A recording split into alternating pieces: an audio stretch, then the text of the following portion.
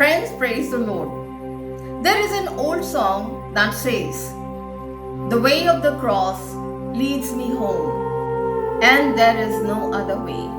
Bidding farewell to the way, where my Lord says, Come, and He is waiting at the open door."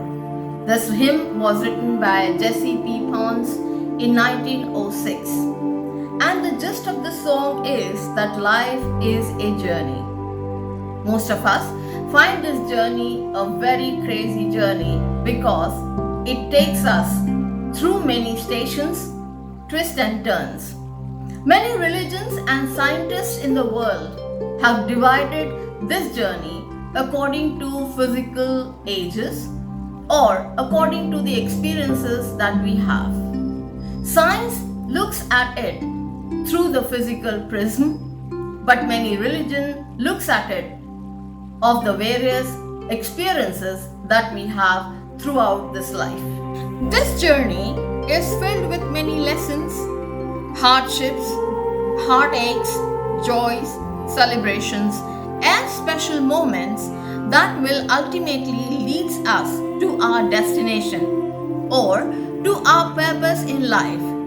The roads of one's life's final destination may differ as per our beliefs, but when we look into the Holy Bible as to where is the final destination of life, it is 1 Peter 1:18 to 21 gives us that answer. It is written over there, "Your life is a journey. You must travel with a deep consciousness of God. It cost God plenty to get you out of that dead-end, empty-headed life you grew upon. He paid with Christ's sacred blood." And friends, this sacred blood was shed on the cross. As we grow up in the consciousness of God, we come to realize that God's home's way leads us to the cross, and it is through the cross, and we have to choose this way. It is not an easy realization because this realization requires choices and change, and when we make a choice we have to change, and we know that change forces us through our comfort zones. As Jesus says, "If any of you want to be my follower, you must give up your own way. Take up your cross and follow me."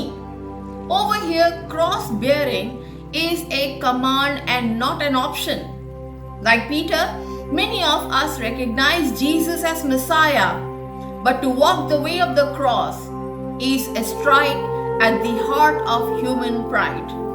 We all think that if we do good deeds, it is enough for us to earn a bench or a seat in the front row in the tent of the society. We settle for words in religion because what we pride ourselves as good deeds are deeds of weakness. We all wear a gold cross in a golden chain across our necks, or paste a sticker of cross on the bumpers of our cars. But the way of the cross is not an easy way. It involves commitment, it involves death. And any man who loves his father, mother, son, or daughter, or anyone above Christ is not worthy of him. The way of the cross means pledging our whole existence to Lord's service, as it points our journey not only outside but inside as well.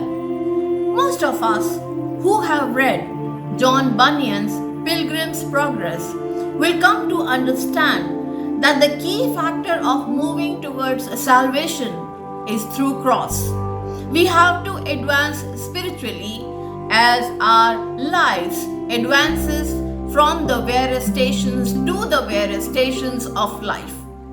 If we protect our physical life from pain, suffering, and sacrifices involved on the way of the cross, we begin to die spiritually and emotionally.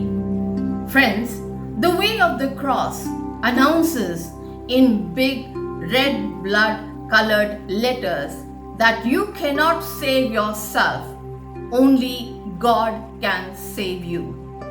Many religions and many cultures and many philosophers find this crucifixion as very horrific, and they laugh and say, "Oh, you are right. Now are we supposed to ride on the back of a crucified God and He is going to take us all to the heavens?" Jesus rebukes these kind of people and says, "Why do you come to the cross steeped in sin, materialism, power, and not in obedience and service?" And Jesus is very clear, and He says that do not even think of this way if you are dead in trespasses and sins. He rebukes us through Peter and says, "Get away from me, Satan. You are a dangerous trap to me. You are seeing things merely from a human point of view and not from God's." Yes, friends, the way of the cross points upward, where a place is being prepared for me. If the way of the cross involves strife, struggle, sacrifices, it also means a way to be at peace with all and a hope that there is a place being prepared for me. As Jesus promises, "And if I go and prepare a place for you, I will come again and receive you to myself. Where I am, there you may also be." But before we reach to this final destination, we have to be stripped of our wealth, our power, our ego, or whatever matters to us.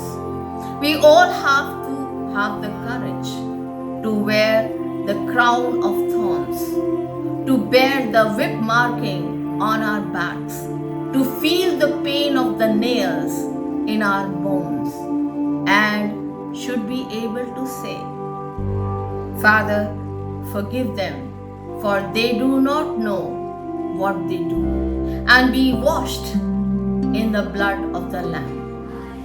Friends, this life is just the introduction to eternity. How we live this brief span determines our eternal state.